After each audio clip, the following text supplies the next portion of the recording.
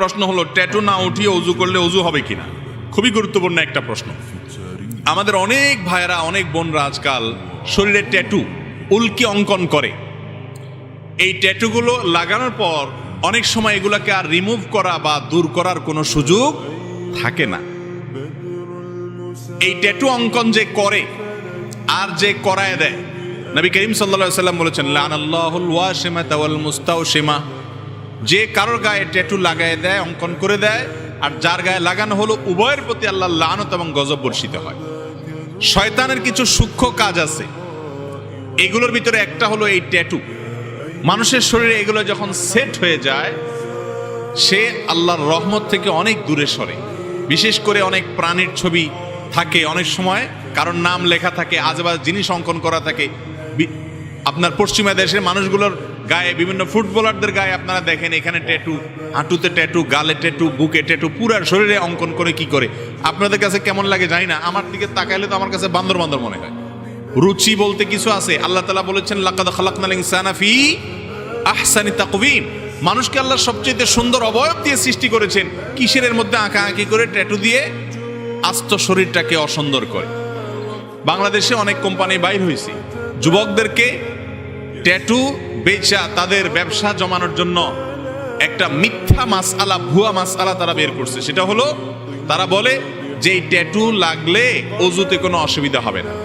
Tattoo যদি শরীরে কেউ লাগায়, নিজের ত্বকের উপরে আলাদা আবরণ সৃষ্টি হলে সেখানে যতই পানি দেন আপনি, অজু হবে না। অনেক ভাইরা আছেন, অনেক বোনেরা আছেন, না বুঝা লাগাইছেন, এখন বলে হুজুর কি করব, দূর করারও কোনো সুযোগ নাই। অত্যন্ত ভয়াবহ ব্যাপার যে অজুই হবে না যদি আপনার চামড়ার উপরে আলাদা কি পড়ে যায়, স্তর বা আবরণ সৃষ্টি হয়ে যায়। তো এই জন্য এই সমস্ত ট্যাটু কোনো অবস্থাতে লাগানো যাবে না। শয়তান আমাদেরকে যে কত নিচে নামায়। পছন্দের কোনো মানুষের নাম লিখতে হবে, ট্যাটু অঙ্কন করতে হবে, বা বিভিন্ন আপনার ভূত প্রেত কি কি আপনার আজগুবি আজগুবি জিনিসপত্র এগুলো শরীরের মধ্যে আঁকতে হবে। এগুলো একেবারেই অরুচিকর, একেবারেই শরিয়া বিরোধী একটি কাজ। কোনো মুসলমানের সন্তান অন্তত এগুলো করতে পারে না। নবী করিম সাল্লাল্লাহু আলাইহি সাল্লাম বলেছেন, একটা সময় আসবে, ও আমার উম্মতরা, তোমরা তোমাদের পূর্বের যারা ধ্বংস হয়ে গেছে, আল্লাহর গজব প্রাপ্ত হয়ে গেছে, তাদেরই পিছে পিছে ঘুরবা, তারা যা করে তা করবা। শিবরান বিশিবরিন ওয়া যিরাআন বিযিরাইন, তারা এক বিগত গেলে তোমরা এক বিগত যাবা, তারা এক হাত গেলে তোমরা এক হাত যাবা, হুবহু তাদের অনুকরণ করবা। তারা হলো ইহুদি এবং খ্রিস্টান। আজকাল আমাদের যুবকরা নিজেদের, আমাদের স্বকীয়তা আছে, আমরা মুসলমান, আমরা এদেশের মানুষের কৃষ্টি আছে, কালচার আছে, সংস্কৃতি আছে।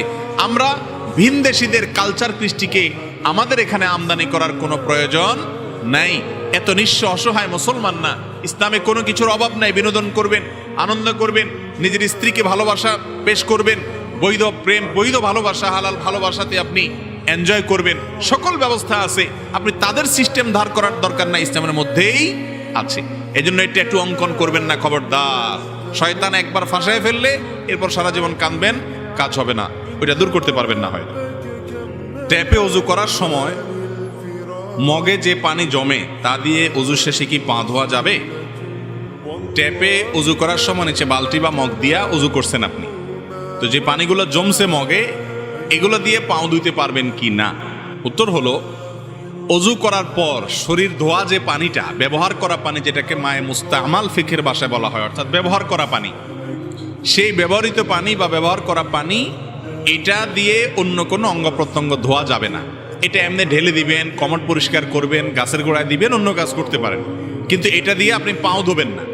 কারণ এই পানি একবার ব্যবহার হয়ে গেছে। ব্যবহার করা পানি দিয়ে আবার অজু করার সুযোগ নাই, বা কোনো অঙ্গ প্রত্যঙ্গ পবিত্র করার সুযোগ নাই। কথা কি বুঝাইতে পারছি? আর যদি এমন হয় যে ওখানে ব্যবহৃত পানির চাইতে অব্যবহৃত পানি বেশি, আমরা তো আজকাল টেপ এমনভাবে ব্যবহার করি যে কত লিটার পানি যে চলে যায় আমাদের কোনো হিসাব নাই, অথচ এটা উচিত না। বুঝতে পারছেন? তো যদি ব্যবহৃত পানি না, বরং টেপে ব্যবহৃত পানি চলে যায়, আবার জমছে আপনি মাথা মাছে করতে করতে, তাহলে সেগুলো দিয়ে পাও ধুতে পারবেন। কিন্তু একবার ব্যবহার হয়ে গেছে, হাত ধুইছেন, ওই ধোয়া পানি জমছে, ওইটা দিয়ে পাও ধুলে হবে